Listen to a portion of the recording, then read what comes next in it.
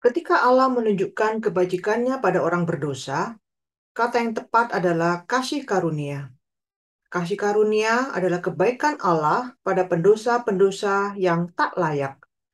Kita tidak harus melupakan kebaikan dari kasih karunia yang datang pada kita melalui kematian Yesus Kristus di kayu salib.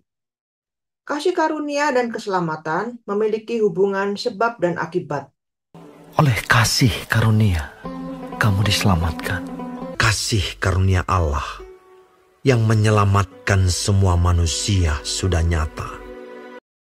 Injil menyatakan, Karena begitu besar kasih Allah akan dunia ini, sehingga Ia telah mengaruniakan anaknya yang tunggal, supaya setiap orang yang percaya kepadanya tidak binasa, melainkan beroleh hidup yang kekal. Perjanjian Baru menyatakan kasih karunia Allah dalam 3 hubungan khusus, masing-masing menimbulkan kekaguman terus-menerus bagi orang Kristen yang menaruh percaya. Kasih karunia adalah sumber pengampunan dosa. Injil berpusat pada pembenaran. Maksudnya, penghapusan dosa dan penerimaan diri kita oleh Allah yang berjalan seiring dengan pembenaran itu. Pembenaran benar-benar merupakan transisi dramatis dari status penjahat terkutuk yang menantikan hukuman mengerikan menjadi ahli waris yang menantikan warisan yang menakjubkan.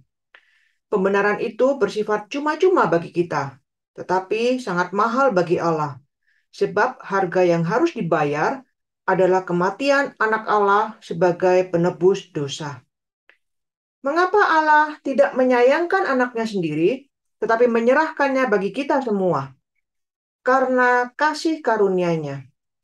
Allah secara sukarela memutuskan untuk menyelamatkan manusia dan melakukan penebusan. Paulus menjelaskan hal ini secara eksplisit. Dan oleh kasih karunia telah dibenarkan dengan cuma-cuma karena penebusan dalam Kristus Yesus. Kasih karunia sebagai motif dari rencana keselamatan. Di Efesus pasal yang pertama sampai yang kedua, Paulus memusatkan perhatian pada tindakan Allah yang penuh kuasa, di mana Dia melahirkan kembali orang-orang berdosa di dalam Kristus. Dan dalam prosesnya, Ia membawa mereka masuk ke dalam iman. Paulus menggambarkan semua itu sebagai bagian-bagian dengan satu tujuan penyelamatan yang ajaib, dan memberitahu kita bahwa kasih karunia merupakan kekuatan yang memotivasi hal itu. Kekayaan kasih karunia Allah muncul sepanjang pemerintahannya, dan bahwa pujian untuk kasih karunia-Nya merupakan tujuan yang paling utama. Jadi, kita sebagai orang percaya bisa bersuka cita karena tahu bahwa pertobatan kita tidak terjadi secara kebetulan, tetapi merupakan tindakan Allah yang telah dilakukan dalam rencana yang kekal untuk memberkati kita dengan karunia keselamatan dari dosa secara cuma-cuma.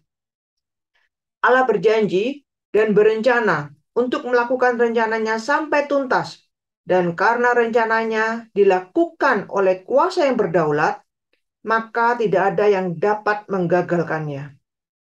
Kasih karunia sebagai jaminan perlindungan terhadap orang kudus. Jika rencana keselamatan pasti digenapi, maka masa depan orang Kristen terjamin.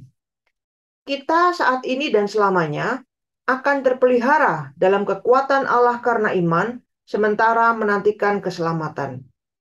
Kita tidak perlu menyiksa diri dengan ketakutan bahwa iman kita akan gagal, sebab kasih karunia telah menuntun kita pada iman sebagai langkah pertama. Kasih karunia akan menjaga kita untuk tetap percaya sampai pada akhirnya. Iman sejak awal dan selanjutnya merupakan karunia anugerah. Apakah kita mengenal kasih dan karunia Allah? Pengenalan itu akan terlihat. Apakah kasih itu telah membangkitkan kasih dalam diri kita?